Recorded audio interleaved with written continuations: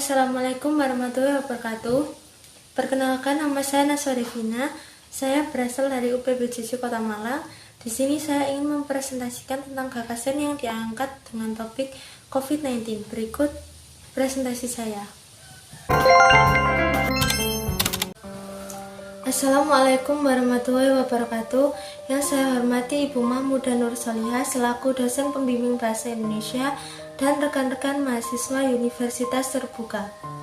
Pertama, marilah kita bersyukur kepada Tuhan Yang Maha Esa karena atas izin dan nikmatnya kita masih dapat mengikuti tutorial online sampai minggu keempat ini. Dalam tutorial online kali ini, saya akan mempresentasikan tentang topik yang diangkat, yaitu COVID-19. Apa itu COVID-19? Apa sih COVID-19 itu? Mungkin kata COVID-19 atau coronavirus sudah familiar untuk didengar. Virus corona atau Severe Acute Respiratory Syndrome Coronavirus 2 atau SARS-CoV-2 adalah virus yang menyerang sistem pernafasan. Penyakit akibat infeksi virus ini disebut dengan COVID-19. Virus corona bisa menyebabkan gangguan ringan pada sistem pernafasan, infeksi paru-paru yang berat, hingga kematian. Severe Acute Respiratory Syndrome Coronavirus 2 atau yang lebih dikenal dengan nama virus corona adalah jenis baru dari coronavirus yang menular ke manusia.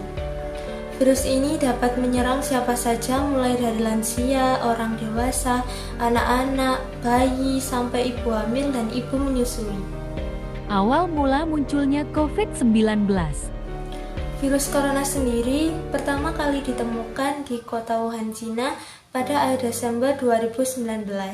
Virus ini menular dengan sangat cepat dan menyebar ke hampir semua negara, termasuk Indonesia, hanya dalam waktu beberapa bulan. Gejala COVID-19. Lalu apa sih gejala virus corona itu? Gejala awal seseorang terkena infeksi virus corona bisa menyerupai gejala flu, yaitu demam, pilek, batuk kering, sakit tenggorokan, dan sakit kepala.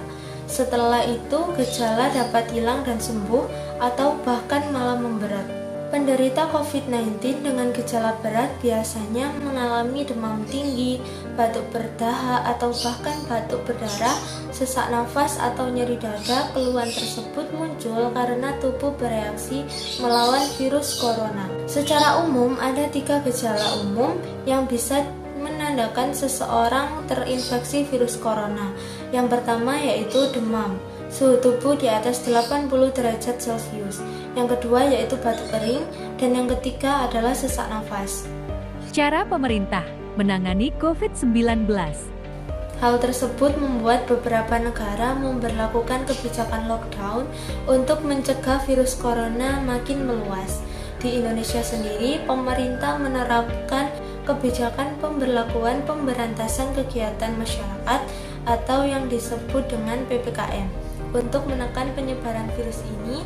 Di sisi lain, pemerintah juga mewajibkan untuk melakukan vaksinasi COVID-19 yang bertujuan untuk membentuk kekebalan tubuh terhadap virus corona. Pencegahan virus corona.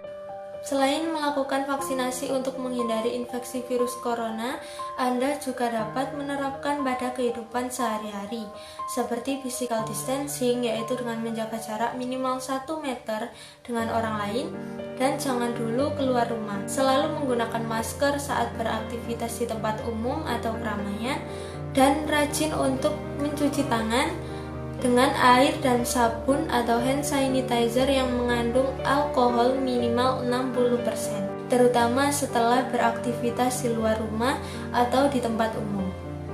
Nah, dengan begitu maka Anda akan terhindar dari COVID-19.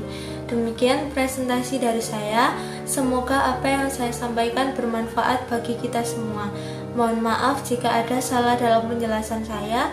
Terima kasih. Wassalamualaikum warahmatullahi wabarakatuh.